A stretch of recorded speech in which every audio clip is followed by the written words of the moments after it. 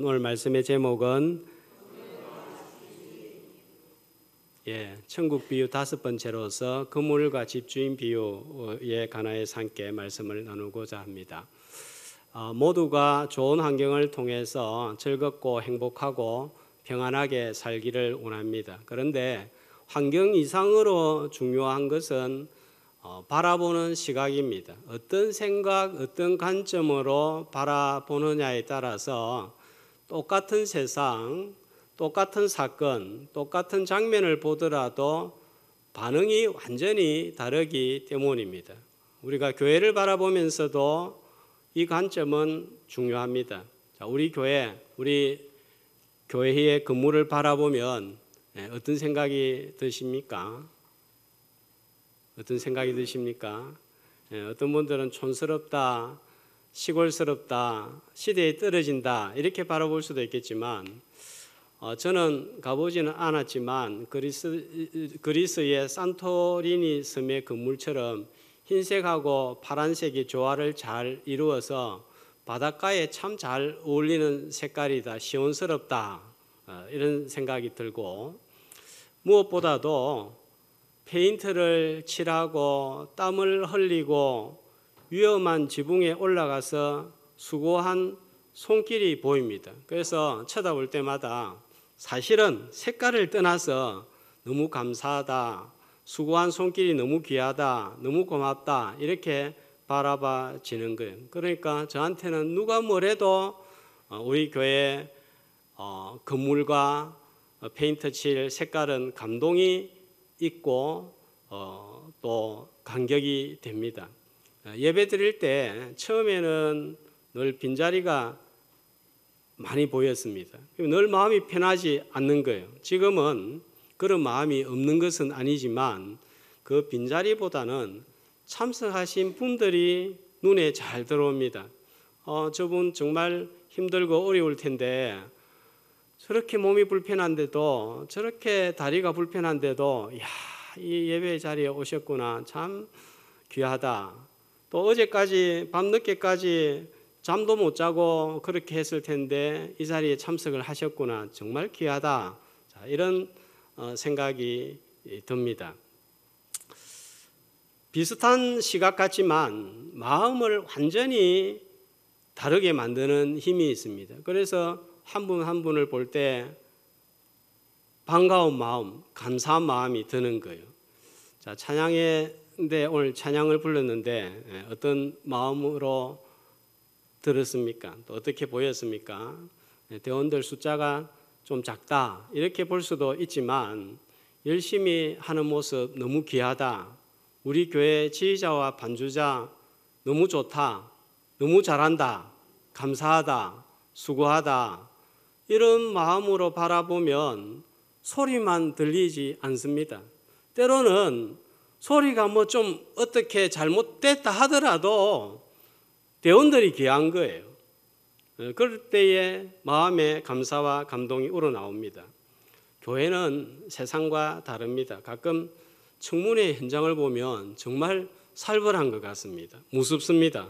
세상은 일이 잘못되면 송곳 질문으로 마음을 찌릅니다. 그러면 질문을 받는 사람도 얼굴이 화가 잔뜩 나 있습니다. 마치면 한번 보자, 두고 보자, 기회 있으면 한번 보자 이런 식이 되는 거예요. 그런데 교회는, 하나님의 집인 교회는 전부 다 자원해서 하고 사람이 도와주지 않더라도 보이지 않는 하나님의 눈을 의식하면서 섬기기 때문에 잘하고 못하고는 다음 문제인 거예요.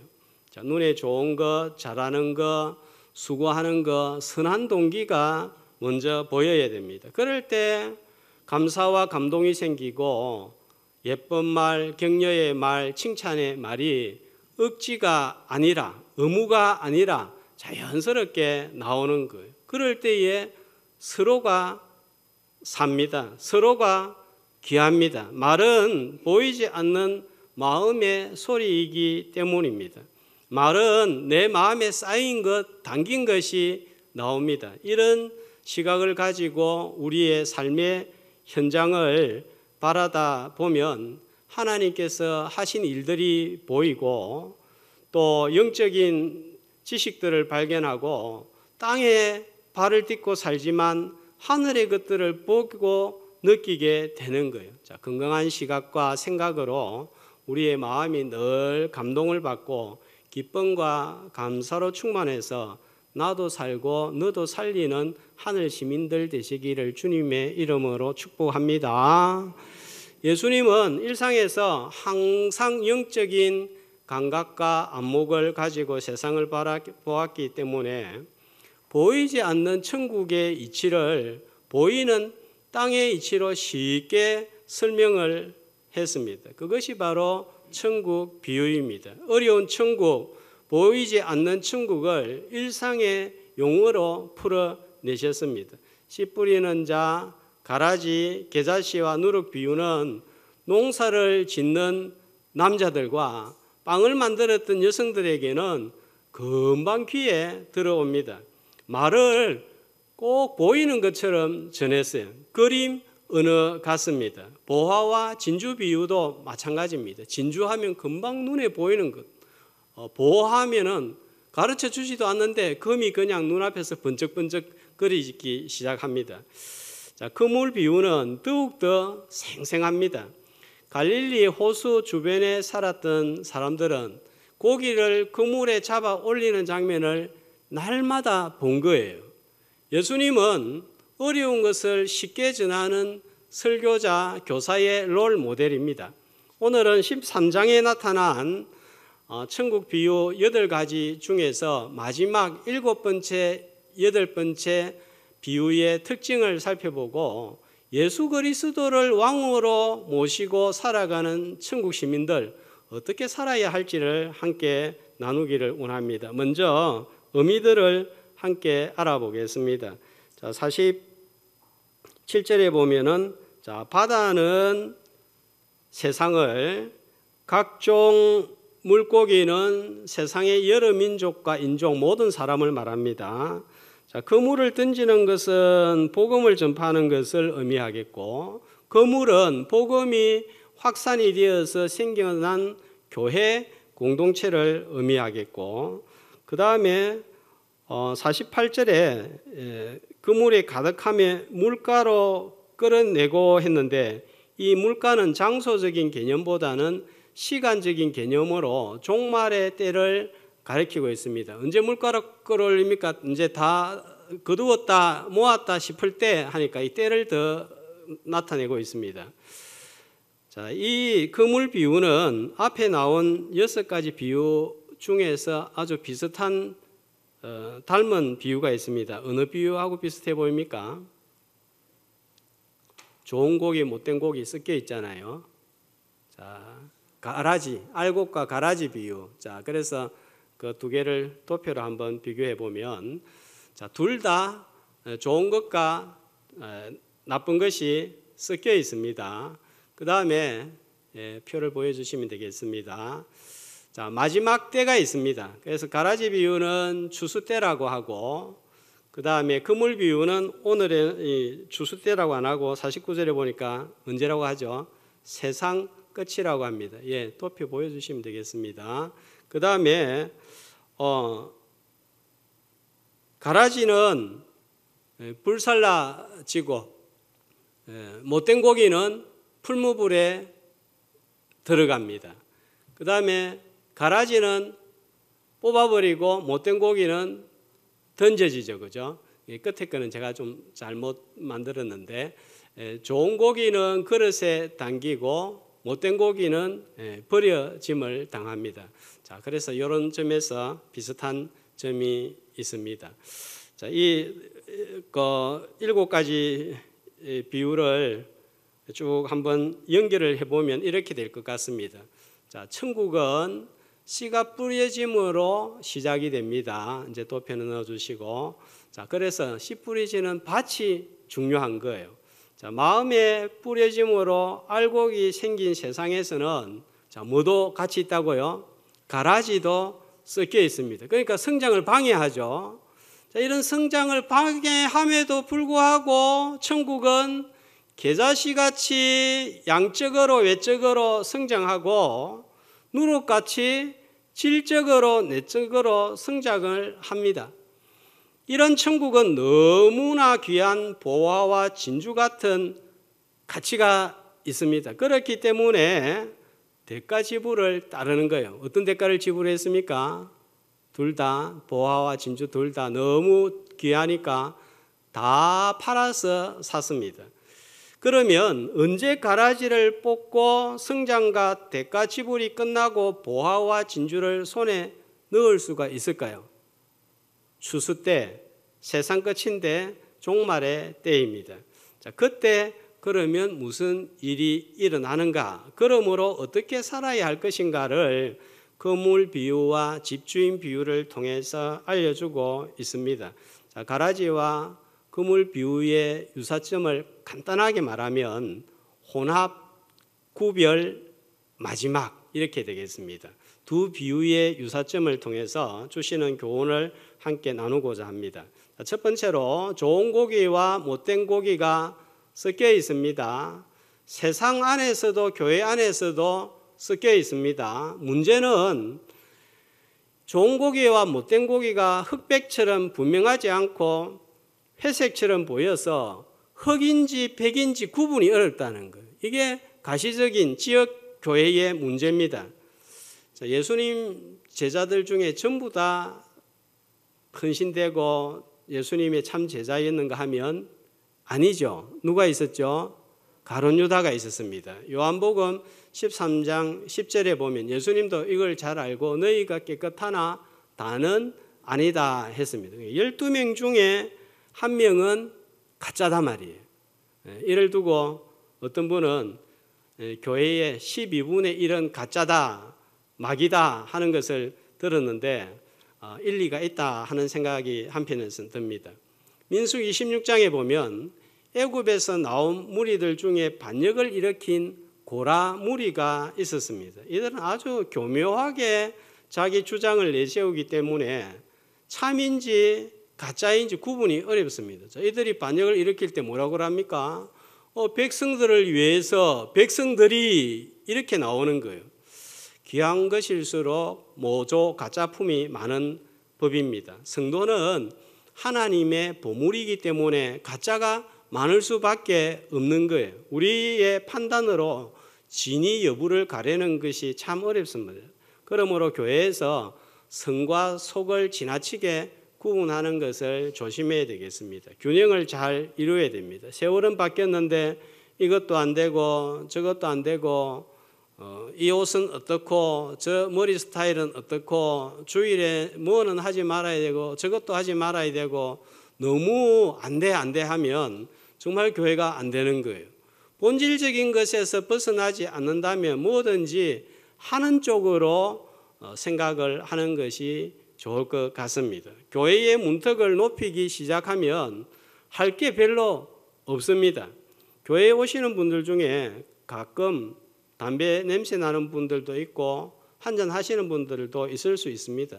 그 본인이 교회 나오면서 그거 하지 말아야 된다는 거 누구보다 잘 알고 있습니다. 그런데도 그분이 그런 부담을 가지고 교회 나오는 그 자체가 대단한 거예요. 그걸 가지고 누가 아직도 피우더라 마시더라 이렇게 이야기하는 것을 조심해야 되는 거예요. 교회 나오는 것이 중요합니다. 교회는 영혼의 병원입니다. 세상에서 치료할 수 없는 영적인 나병을 가진 자들이 교회에 와서 예수 믿고 구원받고 세례를 받는 곳입니다. 이런 것을 두고 이랬다 저랬다 하는 것을 두고 너무 문제를 삼는 것은 지혜로운 처사는 아닙니다.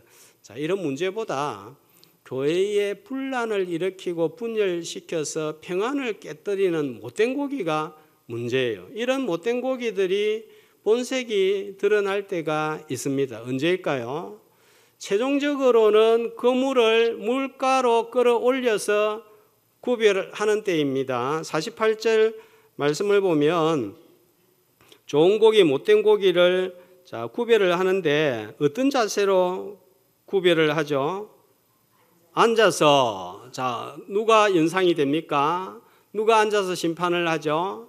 고린도후서 5장 10절은 이렇게 말씀합니다. 한 목소리로 이는 우리가 다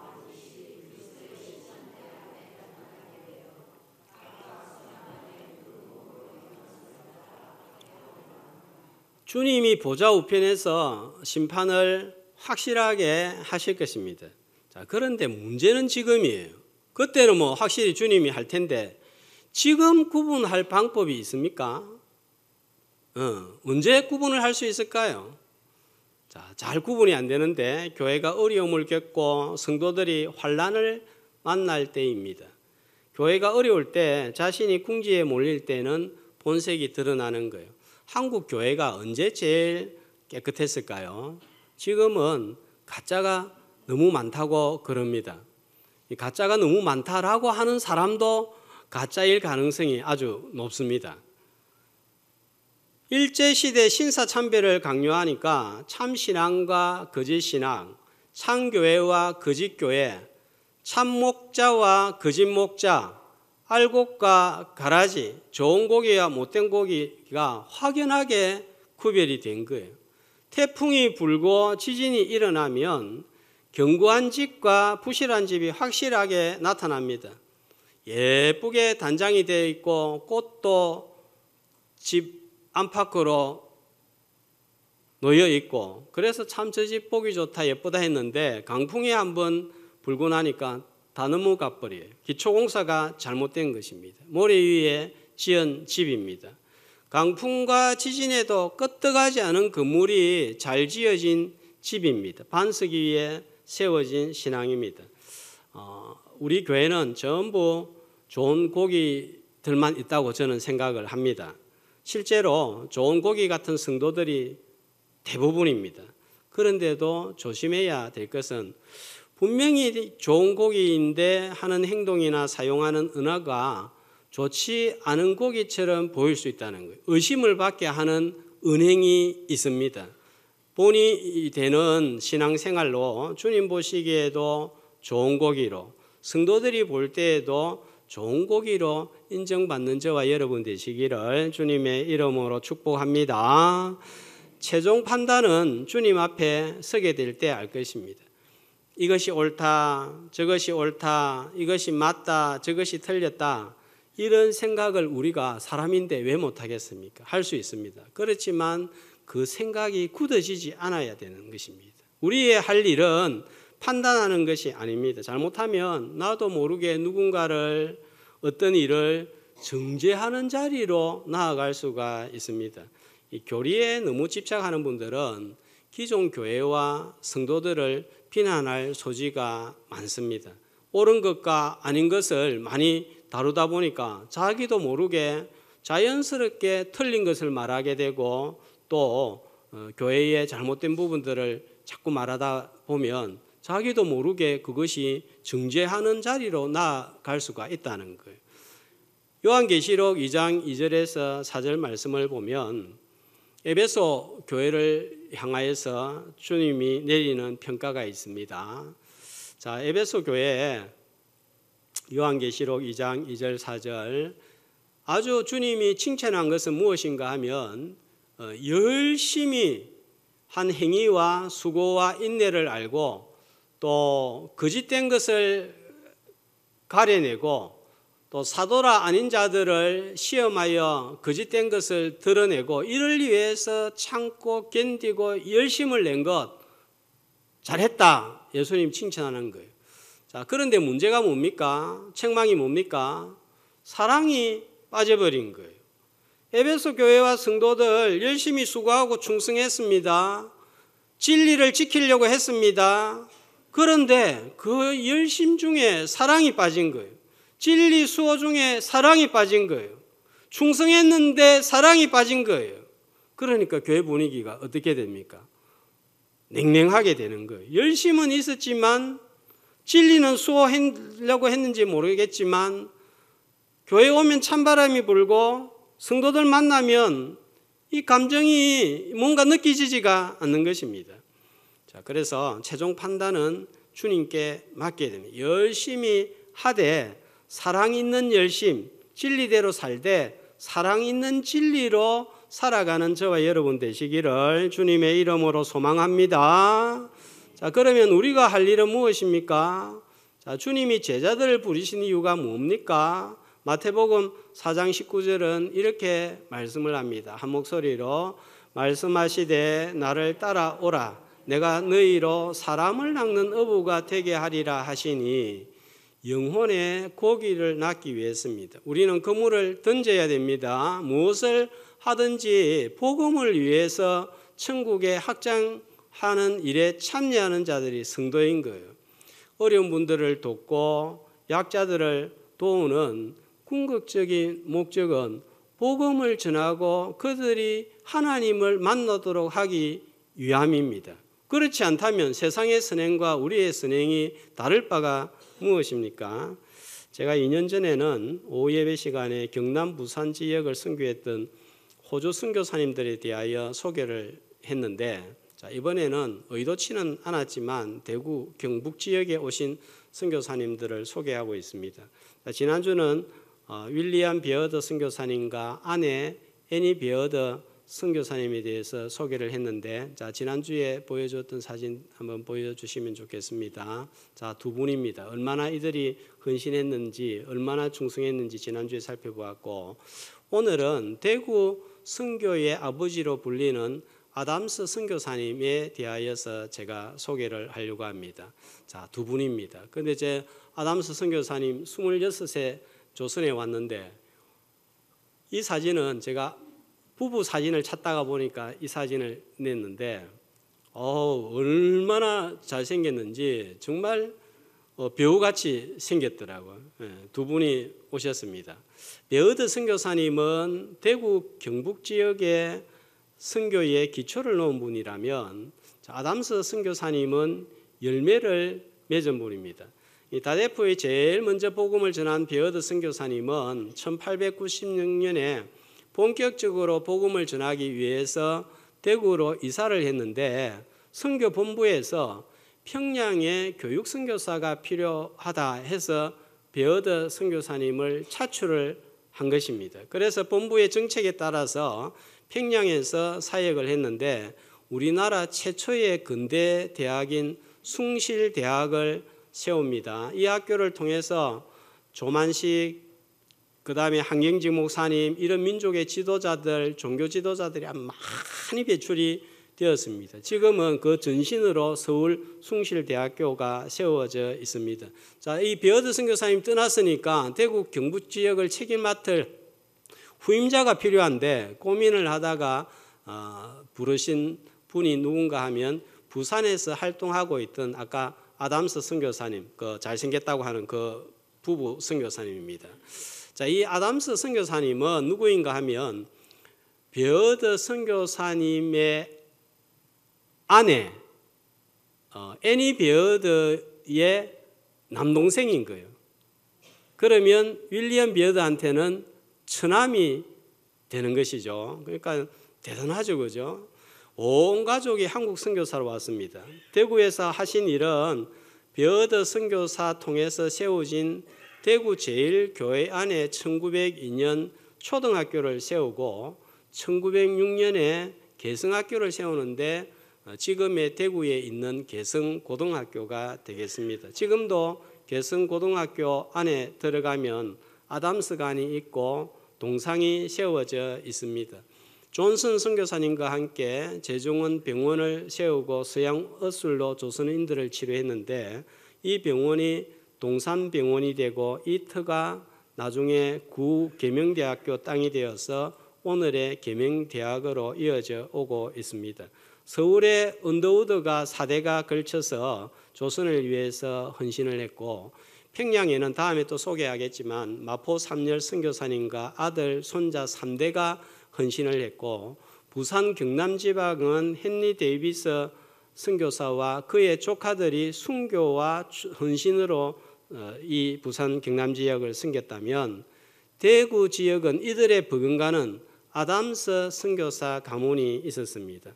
약 30년간을 선교하고 나중에 자신의 전 재산을 틀어서 경북 지역 복음화를 위해서 아담스 복음 재단을 설립을 하고 이 돈으로 대구에 66개, 안동에 7개 교회를 개척하는 데 사용했습니다. 설화에 3남 1녀가 있었는데, 자, 이제 가족 도표를 한번 잠깐만 보겠습니다. 3남 1녀가 있었는데 나중에 장남도 차남도 조선 선교사로 오는데 대구 안동 지역에서 헌신을 해서 교회를 세우고 교회를 돌아보고 선교를 합니다. 또 손자 딕 아담스는 나중에 주미대사관에서 근무하고 서울국제학교를 설립을 했습니다. 3대에 걸쳐 약 100년간 교회, 학교, 병원 사역을 통해서 선교했는데 이들의 목표는 분명했습니다. 조선에 이런 병원과 학교 사역을 통해서 복음으로 영혼을 살린다, 영혼의 고기를 낚는다 하는 거였습니다. 대구 사과가 유명하죠. 대구 사과가 유명한데 아담스 선교사님이 안식년에 미국에 갔다가 오면서 묘목을 가지고 와서 재배해서 퍼뜨려 가지고 우리가 이렇게 잘 먹고 있는 거예요. 그래서 제가 그 내용을 보면서 선교사님이 조선 사람들에게 사과 하나라도 주고 싶은 그런 마음이 엿보였습니다. 자신과 전 재산을 팔고 아들과 손자까지 대를 이은 헌신의 최종 목표는 조선의 복음의 그물을 던져 영혼의 고기를 낚기 위함이었습니다. 자, 초대교회 때 비밀리에 성도들이 만날 때 우리는 그리스도인이다 어떻게 표시를 했죠? 물고기 표시를 했잖아요. 우리는 영혼의 물고기다 하는 그런 상징을 염두에 둔 것 같습니다.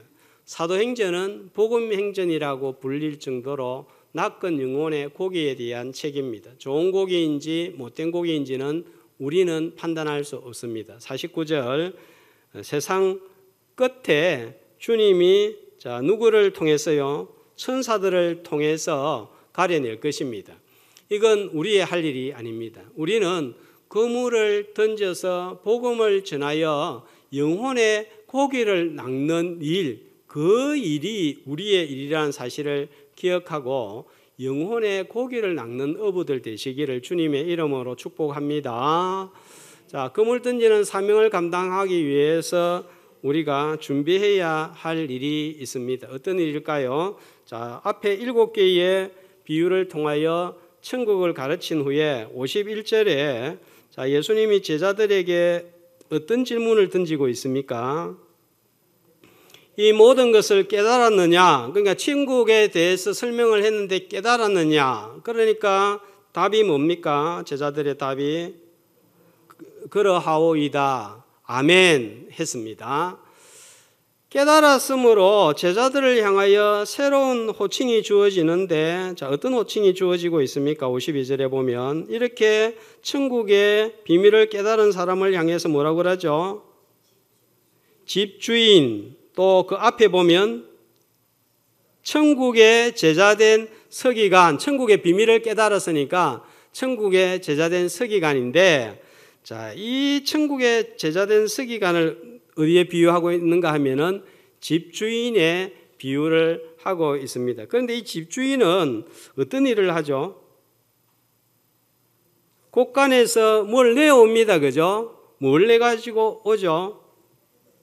새 것과 옛 것을 내어오는데 자, 신약과 구약을 가리키고 있습니다. 자, 이 말씀은 1차적으로 오늘날 저와 같은 목회자들에게 적용이 될 것입니다.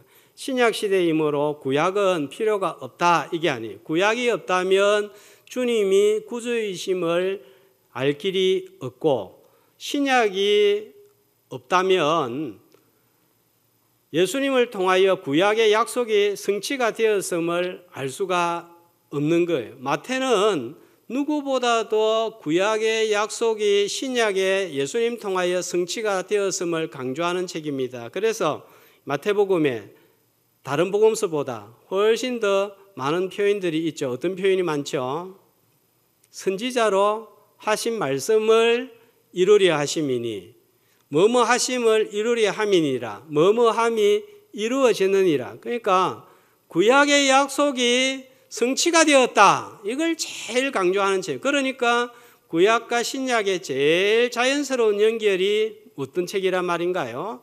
마태복음. 그래서 사복음서 중에서 마태복음이 제일 앞에 위치를 하고 있다 하는 것을 말씀을 드렸습니다.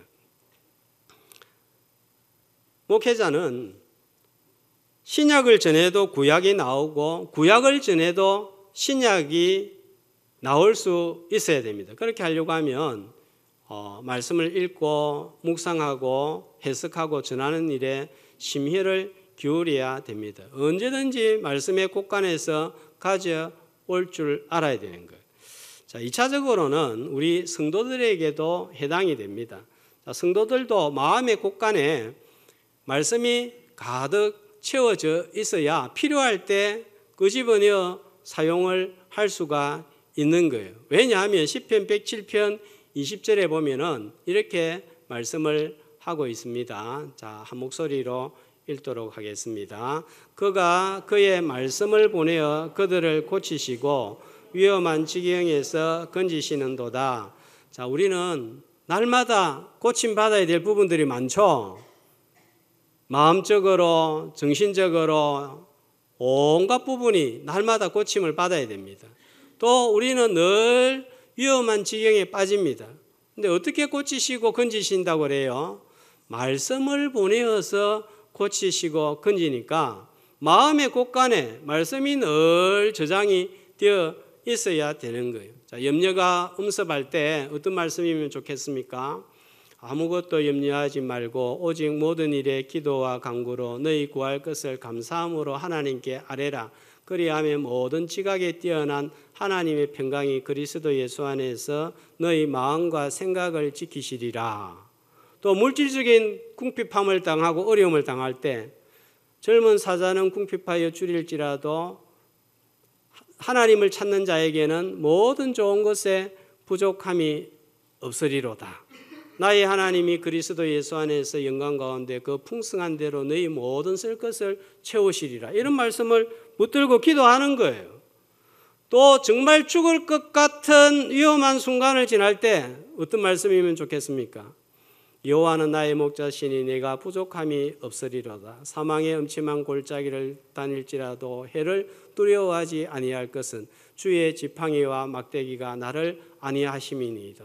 이런 말씀이 내 안에서 역사해야 되는 거예요. 그래서 혼과 영과 관절과 골수가 찔러 쪼개까지 하는 역사가 일어나기를 주의 이름으로 축복합니다. 두려움이 몰려올 때는요, 물 같은 바다 같은 깊은 수렁을 지나고 불 같은 삶의 위험 지경을 지날 때 물이 너를 음몰치 못하겠고 불꽃이 너를 사르지도 못하리니 너는 내 것이라. 내가 너를 지명하여 불렀나니 너는 내 것이라. 이런 말씀을 기억하는 거예요. 두려움이 엄습할 때는요, 두려워 말라 내가 너와 함께함이라. 놀라지 말라 나는 내 하나님이 됨이니라. 참으로 내가 너를 도와주리라. 의로운 오른손으로 너를 굳세게 하리라. 아멘. 이런 말씀을 붙들고 나가는 거예요. 또 구원의 확신이 흔들릴 때는 너희가 그 은혜를 인하여 믿음으로 말미암아 구원을 얻었나니 이것이 너희에게서 난 것이 아니요 하나님의 선물이라. 행위에서 난 것이 아니 이는 누구든지 자랑치 못하게 하려 함이니라. 그러면 내 행동 때문에 흔들리다가도 다시 변함없는 말씀의 근거에서 확신의 자리에 서게 되는 것입니다. 뿐만 아니라 우리 다대교회 성도들은 사영리에 나와 있는 복음 선구 정도는 이렇게 암송을 하고 있으면 좋을 것 같아요. 베드로전서 3장 15절은 이렇게 말씀을 하고 있습니다. 한 목소리로 너희 마음에 그리스도를 주로 삼아 거룩하게 하고 너희 속에 있는 소망에 관한 이유를 묻는 자에게는 대답할 것을 항상 준비해야 돼. 예수 믿고 끝난 게 아니죠, 그죠? 거룩하게 하고 그 다음에요 준비가 되어 있어야 됩니다. 어떤 준비? 복음에 대한 소망, 천국에 대한 소망, 예수 그리스도에 대한 소망에 관한 이유를 묻는 자들에게는 대답해 줄 수 있어야 됩니다. 그러면 마음의 곳간에 말씀이 저장이 되어 있어야 됩니다. 말씀을 잘 저장하여 두었다가 내가 위기를 만났을 때 누군가에게 복음을 전하기 위해서 언제든지 마음의 곳간에서 내어오는 집주인 같은 천국의 서기관 되시기를 주님의 이름으로 축복합니다. 그물을 쳐서 고기를 낚고자 하면 자, 어떤 일이 발생할까요? 자, 53절을 보겠습니다. 예수님이 비유를 마치고 자, 그곳을 떠나서 54절 어디로 갔죠? 자, 나사렛으로 갔습니다. 53절에서 58절은 예수님의 갈릴리 2차 사역이 끝나고 3차 갈릴리 사역이 시작되는 분기점이 되는 지점입니다. 54절에서 예수님이 해당에서 가르치셨습니다. 자, 그런데 들었던 고향 사람들의 반응이 57절에 한마디로 뭡니까? 배척한지라 거부입니다. 가까이 있는 사람을 우리가 귀하게 여길 줄 알아야 됩니다. 우리 옆에 있는 성도가 보배인 거예요. 그런데 멀리서 찾으려고 하고 다른 교회에서 찾으려고 하면 안 되는 거예요. 가까이 있는 사람들이 보배와 진주이신 주님을 거부합니다. 자, 앞에 7가지 비유를 생각할 때 이 거부한 고향 사람들은 어떤 사람들이에요? 어떤 사람들에 해당이 됩니까? 가라지가 되겠죠. 또 못된 고기가 될 것입니다. 길가 돌바 같은 마음이 될 것입니다. 왜 배척을 했습니까? 다 안다는 거예요. 누구를 압니까? 그 어머니가 마리아고 형제들 4명, 야고보, 요셉, 시몬, 유다, 그리고 그 누이들까지 우리가 다 아는데 메시아라고 어림도 없는 소리. 저 아이가 대패 들고 목수일을 하고 가구 만들고 깎던 저 아이가 구세주라고 어림도 없는 소리, 이렇게 된 것입니다. 육신적으로 알았지만 신적인 존재요 구주이심은 전혀 알지 못한 것입니다. 그러니까 우리가 가까이 있는 사람 귀한 줄 알아야 되고 또 가까이 있는 사람 조심해야 됩니다. 다 안다고 이미 들었다고 하는 사람 조심해야 됩니다. 말씀을 듣고 아멘으로 받아들이고 감격하는 자가 있는가 하면 의심하고 속으로 비방하며 정죄하는 사람도 있습니다. 그것은 그 듣는 사람의 선택의 자유입니다. 분명한 것은 환난과 핍박이 오게 되면 본체를 드러내게 될 것이고 마지막에 주님이 심판하실 때 알곡과 가라지, 좋은 고기와 나쁜 고기는 숨김없이 드러날 것입니다. 이런 판단은 우리가 할 일이 아닙니다. 가라지와 그물의 비유의 차이는 그물 비유가 좀 더 적극적으로 구별하고 종말을 강조하고 심판을 강조하고 있다는 점입니다. 말씀에 아멘으로 화답하고 마음 곳간에 말씀을 잘 저장하여 그물을 바다에 던져 영혼의 고기를 낚는 어부가 되어서 천국의 제자된 서기관들 다 되시기를 주님의 이름으로 축복합니다.